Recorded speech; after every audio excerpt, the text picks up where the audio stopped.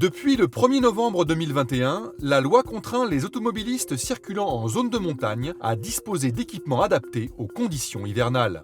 Pour répondre à toutes les questions que soulève cette nouvelle réglementation, nous sommes allés voir un expert.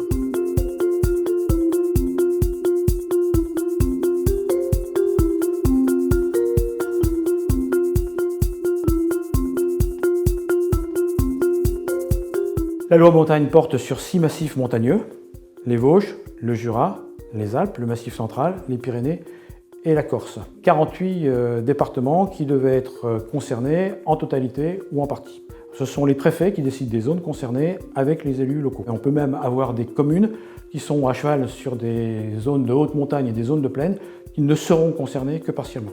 Vérifiez sur Internet si les communes dans lesquelles vous résidez et travaillez sont concernées et faites de même pour vos lieux de vacances. Attention, ne faites pas l'impasse sur les zones que vous êtes amenés à traverser.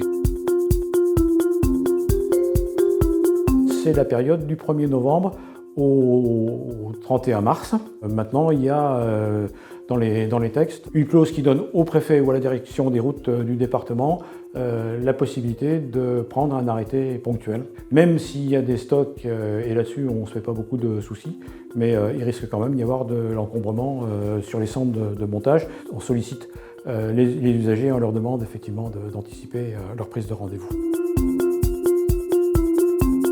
La loi prévoit 2 types d'équipements, donc la détention dans le véhicule de chaînes ou de chaussettes. Donc on va monter en cas de nécessité en termes de motricité sur des routes fortement enneigées.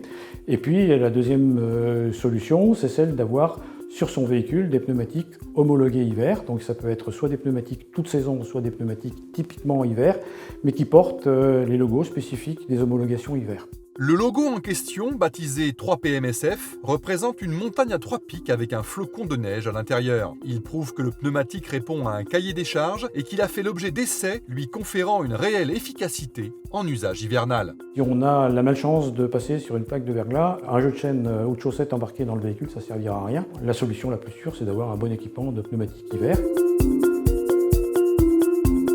Alors moi je dirais qu'il y a 3 sanctions. L'amende, qui est de 135 €. La deuxième sanction, c'est d'être immobilisé au beau milieu de nulle part. Et puis la troisième sanction, qui est encore plus grave, c'est l'accident avec un véhicule qui est non équipé et qui est rendu dangereux sur une chaussée glissante.